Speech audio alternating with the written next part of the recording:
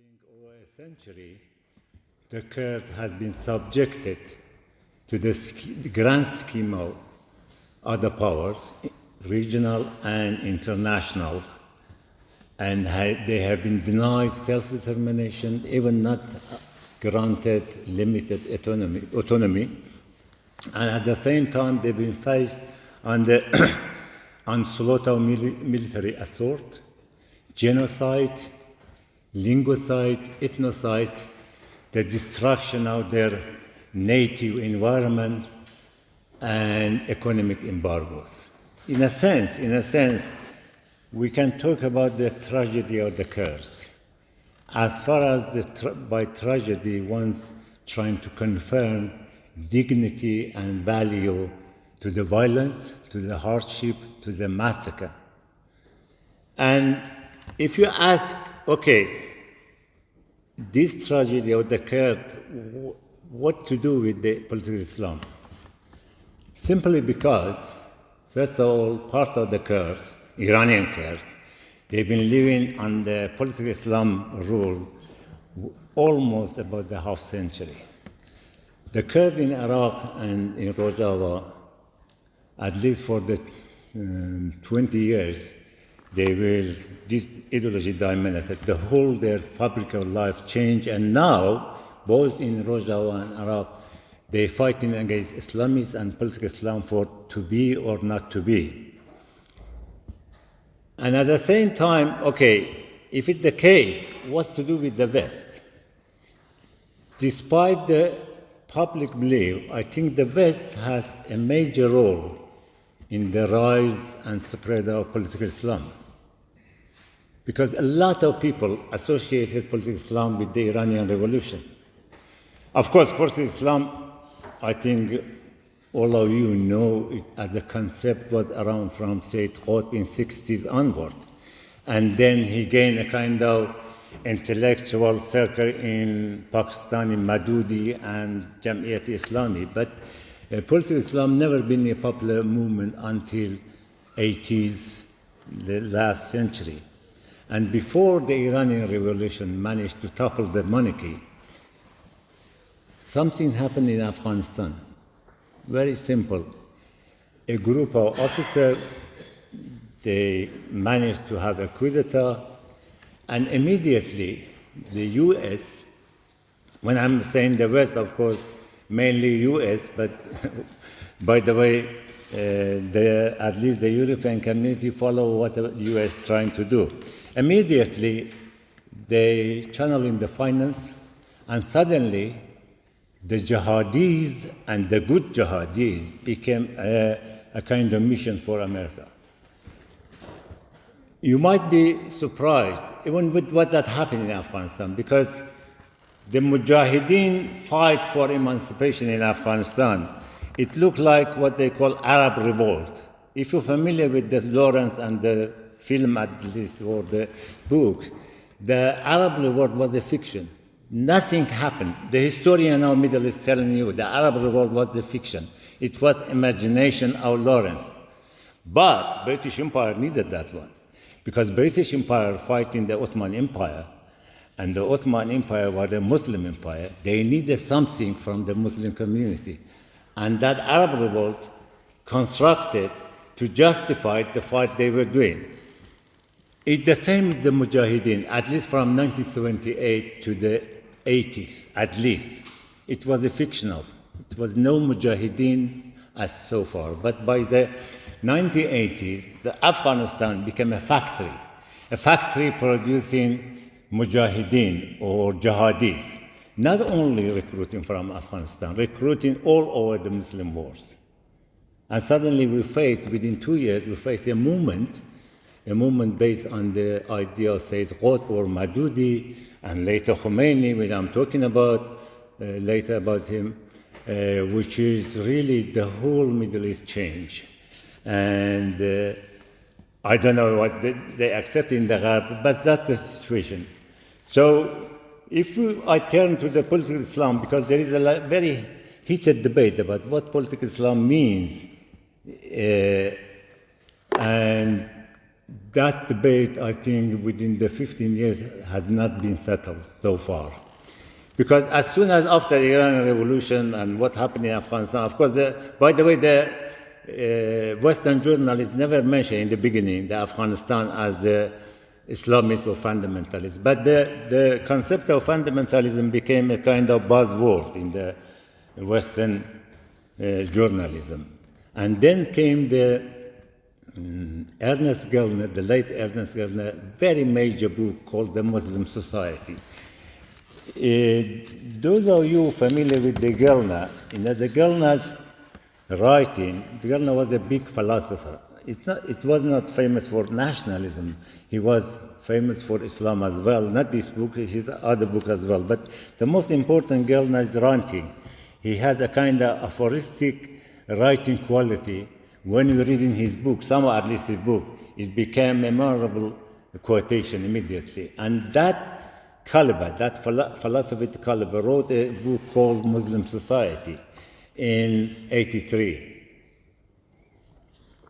Exactly in the turning point, we have facing the kind of movement called political Islam. In Iran, everything changed. You know, the Iranian knows, in the 79, when the monarchy toppled, and then by the end of 79 and early 80s, with the first draft of the constitution, there is no mention of Walayat Faqih. That constitution approved by Khomeini. But later, what happened in Afghanistan, that emancipation of Mujahideen in Afghanistan created that environment. Basically, what Gellner is saying, which is give a lot of support to idea of fundamentalism, because what the Western journalists saying about what happening in Iran, mainly in the Iranian Revolution, it happening, they taking these Islamists or jihadis came to power and taking the society back to 1400, what will happen in the Muslim society. And Gellner's book really supported that idea, give a kind of academic credible to that idea. But we had a debate from the other side, which I'm coming from that other side. Because what Gellner is saying basically in that book, very simple, saying Islam had two high Islam and low Islam. High Islam belonged to ulama. And then what happened in the Middle East, because the lower classes, they have resentment against the westernized ruler, they turn to the high Islam, and now they express them in terms of fundamentalism. And people from the other side saying, okay, if it's the case, why after over a century of political modernity in Middle East, such thing happened? And by the way, to Gellner, by the way, before that, we had a popular movement and resentment in Middle East, but that resentment found expression in socialism, in secular nationalism, in a lot of movement. Something else happened here. It's not only the Muslim society, it's not only the essence of Muslim society. And so basically the discussion was actually the kind of modernity we had in the area, in the region, produced a new phenomena which we have to describe it. We have to analyze it. It's not simply as the fundamentalism, as you're saying, because what particularly the Sami Zubaydah was formulated, fundamentalism basically is the product of secularization, not only in Muslim society, in the Western society, in Christianity and Muslim and Judaism. And so something else happened. It's not only the Muslim society, the essence of Muslim society. So in that base, we make distinction between what you call traditional fundamentalism, which is every Muslim believes that Quran is the word of God, and so every Muslim is fundamentalist in that sense. But from the political Islam or modern Islamism, which is basically I'm trying to define, at least from the Khomeini's point of view, which is general, the rest I'm the same. But one major difference was the traditional fundamentalism really was in favor of religious custom over the political action. And exactly the other way around. When we're talking about the political Islam, is that the political action really dominated not only the custom, even what Khomeini once said, even all the ruler of the Islam. So that's how the debate, at least I think when I came to Arab studies, that debate settled somehow, but it still is continuing. It's still a lot of people believe now what we're seeing in Iran, what we're seeing in Afghanistan, what we're seeing in the region is the Islam, it's the nature of Islam. And that's it. We cannot do anything about that. What we're saying, on contrary, we're saying that phenomena called political Islam had economic, political, and social background. And it happened because a kind of modernity, uneven modernity, and Western society produced that situation we are in.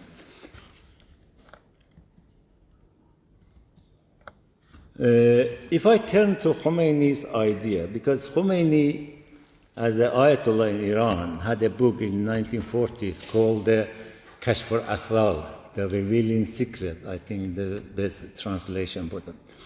It's a very political books and important books, but at that time, Khomeini was saying exactly, it changed the idea. There is a very radical change in Khomeini's in Najaf lecture. Simply what he's saying, that Najaf lecture, which is I think 1969. See, very simple idea. He's saying Islamic society cannot function without a state, so we need a state.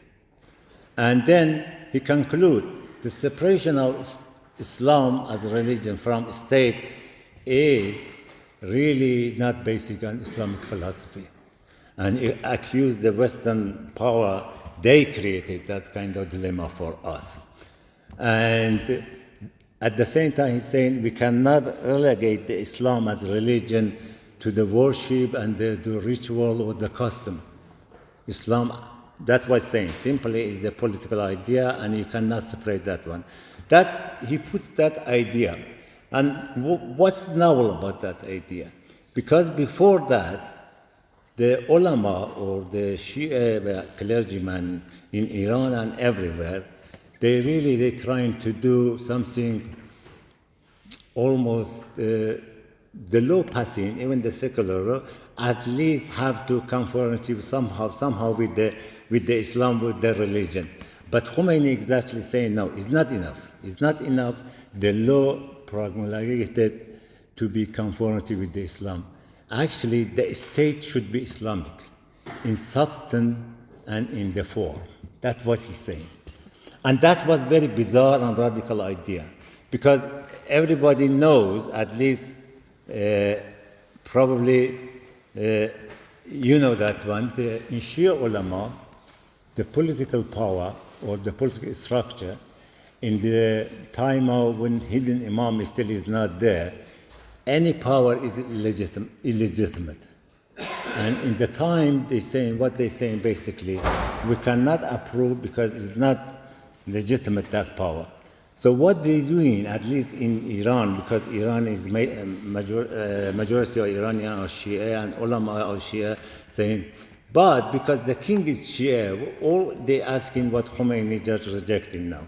You cannot ask the king, you cannot ask the power, just trying to find some kind of conformity with the Islam, the law they pass in. And that's how he described that one. And these, according to history we read in Kashf al-Islam, exactly opposite to what we're saying there. Because in the Kashf al-Islam, he wasn't against the monarchy. He approved the monarchy de facto, Khomeini himself. Basically, in Kashf al-Islam, Khomeini was against the secular forces in Iran, and it was a kind of against the secular modernism, which is basically. So that's changed. But in Iran, when the revolution happened, because the revolution, it was heterogeneous alliance of radical left in Iran when the revolution happened. The people from the non-Persian nation like Kurds, which had, at least by the time, Kurdistan Democratic Party, with the long history, and two new organizations. One of the Iranian organization has a branch in Kurdistan, and the one, the Komali, the Komala was established, or they saying before, but at least established is what the part of that one. Apart from the left and the secular national front and the moderate Muslim as well with this. So there is a heterogeneous alliance of different, all of them trying to topple the Shah and create something new, and that was the whole idea. Khomeini had very resolute leader in the time. Everybody accepted, but in my opinion, neither we nor Khomeini was certain that he can monopolize the power. It wasn't such easy from the beginning, although he has that forces, but it wasn't. Even Bazargan was the provisional prime minister, which Khomeini put him there. And that's why he do that. Someone which did not belong to you. He was a modern Muslim, Bazargan, because Khomeini could not risk it, that one, put somebody else on that power, because he knew the balance of power was not stable at the moment, for him at least. He was very skilled politician, by the way. Or another example for Khomeini, in September 1979, he attacked Kurdistan. He issued a fatwa, they attacked the Kurdistan. And very soon they recaptured the cities, because what happened in Iran before the revolution, after the revolution, the Kurds at least could control two Kurdish populated provinces, Western Azerbaijan and Kurdistan, and run in the area. Khomeini issued a fatwa, they attacked the Kurdistan.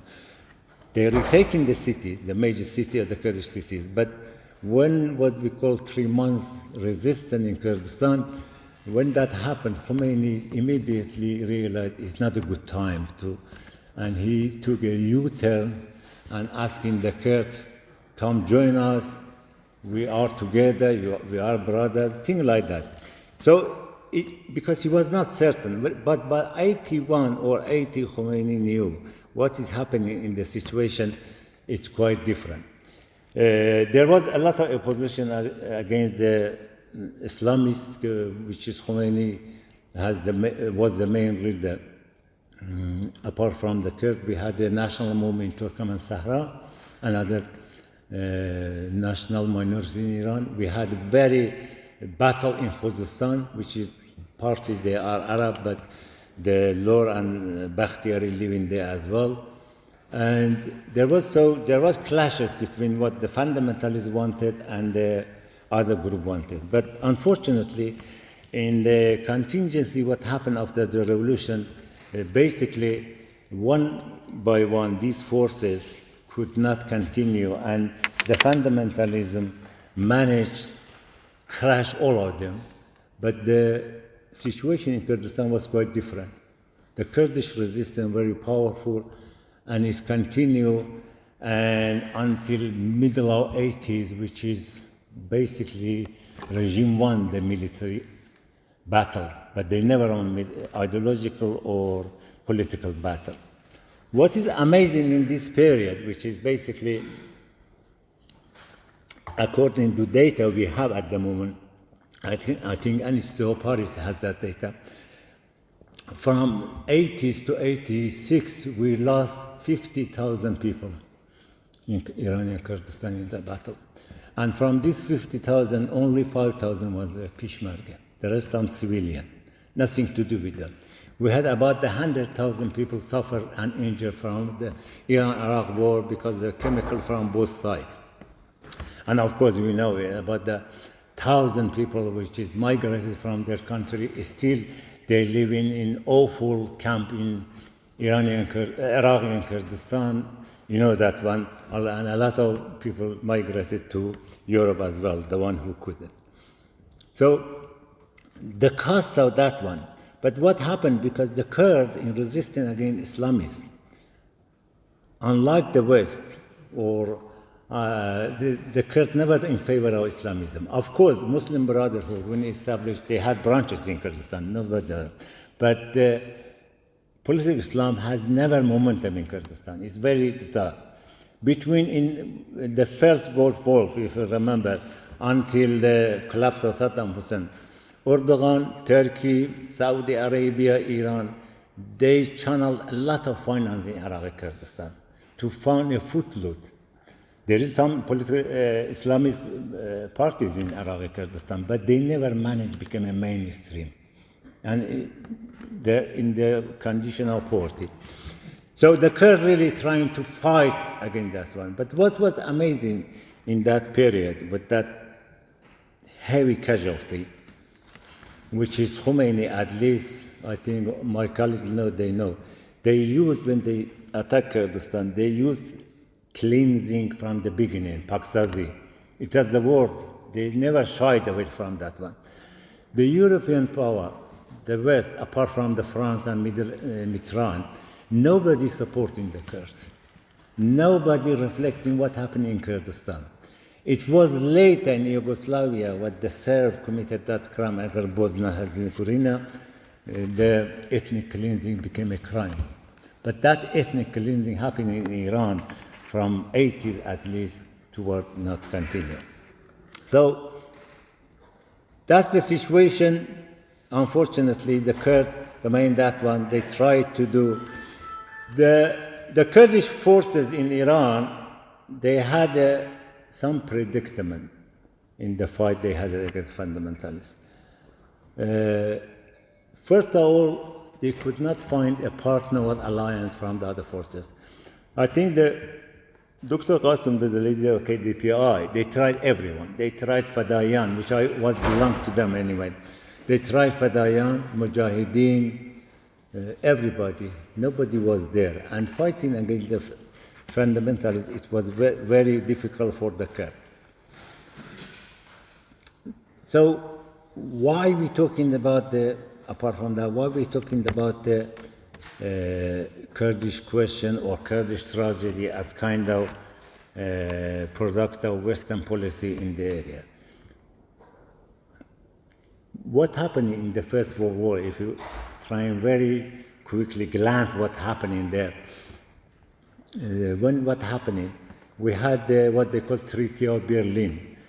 In Treaty of Berlin, the major power with the Ottoman Empire, they tried to have a kind of protection by minority. That a kind of the deal they had with the Ottoman Empire. Because of the Orthodox Christian Ottoman Empire, the Greek as well, and it was a kind of agreement. When the First World War, they won the war against the Ottoman Empire in Germany, they came from that idea, protection, not the right, for the Kurd at least. That was a very bizarre idea. You have protection, you are protecting somebody, not that. That kind of idea came in the Swear Treaty in the Article of 62, 63, and 64, if I'm not mistaken. And they're trying to have a kind of limited autonomy for the Kurd. But from 1920, August 1920, which they passed that, at least clauses in that treaty, the Kemalis never accepted that treaty. And from 1921, the British, the main forces, which is in the region, they're trying to convince Kemalis, at least, okay, we can even back down on the idea, but at least you could do protection for the Kurd. They never do that.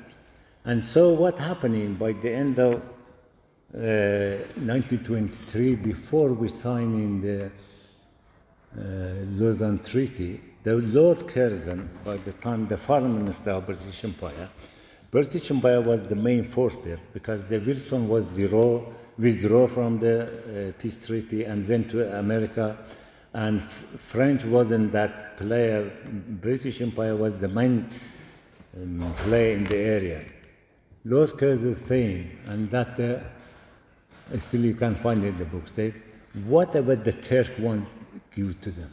Whatever the Turk want. And when they went to the Lausanne Treaty, in Lausanne Treaty, they approved based on the Treaty of Berlin, protection of minority, but it's very bizarre if you look at that treaty. They never mention Alawi. Why? Because the Alawi were the Kurds, and you cannot do that.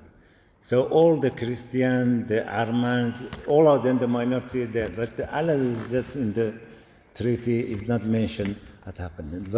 And this lead at least onward to the what we call it Kurdish tragedy, basically. Because the British, which they promised the Kurds, at least in Mesopotamia or the part that we know as Iraq now, they promised the Kurds that one. But then there as well, everything is changed. Suddenly they back down on the idea. And one critic saying very interesting thing, saying, okay, the British could want all these what they call strategic concern. As far as they're trying to, they could have it and create a Kurdish state in the region as well. There is no contradiction between these two. But why they back down? Because they're saying, okay, if we do that, create a Kurdish state, then we had problem with the Turkey, we will have problem with the Iran, which they will try, and at the same time, the main benefit of what happened is will be Soviet Union. And so they backed down the idea. What I'm trying, I don't know how many time I have. 5 minutes. Okay, 5 minutes. Okay, will do. I call it the catch-22 theory. They created. Why is that? If you're familiar, it was the Joseph Heller, a novel, and then became a film. The whole story, the idea is, you have a situation you cannot escape. Why? Because the contradictory rules or limitation. I'm not going to the story, but the whole idea, catch-22, if it's in the film. And so you're going around the circle and around that circle.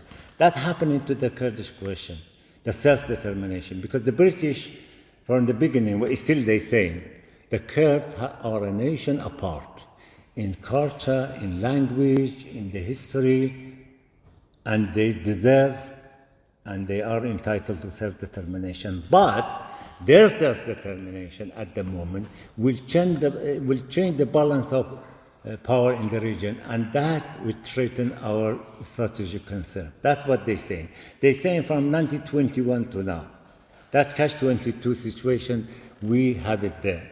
And he repeated many times. It's the same story with the Palestinians as well, by the way. The Palestinian has the two-state solution is the same thing. It's the bullshit. There is no two-state solution, by the way. So that's what they're saying. So am I blaming the West for as a major thing for the tragedy of the Kurds? By doing that, I'm not overlooking the responsibility of Kurdish leader, political leader, not the Kurdish people, Kurdish political leader and Kurdish intellectual, not at all. I think the Kurdish leader and the Kurdish intellectual, including myself, we had a big mistake. And our mistake is the phrase from the Dostoevsky. Dostoevsky in Crime and Punishment said, to go wrong in one's own way is much better to go right in someone else. Much better. And that's what happened to us in 3 stages. From the end of First World War, the Kurdish leader, they wanted to gain support of British and French. They promised, but they betrayed. From 40s and after the war, because of the legacy of the Republic of Kurdistan and the rule of the Soviet Union in that, establishing that republic, we turn, or the Kurdish intellectual and the Kurdish leader, most of them, I'm not saying all of them, but at least to a kind of what they call Russian Marxism. And what was wrong with that one? It was as a kind of, apart from no respect for the democracy, a kind of egoism in that one. The most important, I think, the concept of what they call ideological inflation. What I mean by ideological inflation, you give the value to something in reality doesn't exist. That was and that's what we happened there. That was the kind of discourse. It's very powerful discourse, and our movement, at least the leader and the top intellectual, going to that one, but it wasn't there. And when the Soviet collapsed, we realized even in the Soviet, which we look at the model, they never resolved the nationality or national question. And now what's happening, unfortunately, what's happening after the Cold War, particularly from Iraq and is expanded to the other Kurdistan, our leader, or most of them again, turned to the first option, turned to the support of the West only, and trying to gain that one. I'm afraid that one will create another ideological and political inflation. That won't do as well. We tried that one before in different form. It didn't work. It won't work in the future as well. It won't work in the future as well. And so, because I'm talking here because the launch of this center, which for me is very dear, because the Kurds needed that one. And I hope that center will start by changing that one. We need our own discourse. We cannot get it right within a discourse, either Russian Marxism or another Marxism or American liberalism. We have to have our discourse, and I hope this center will accomplish that one. Thank you very much.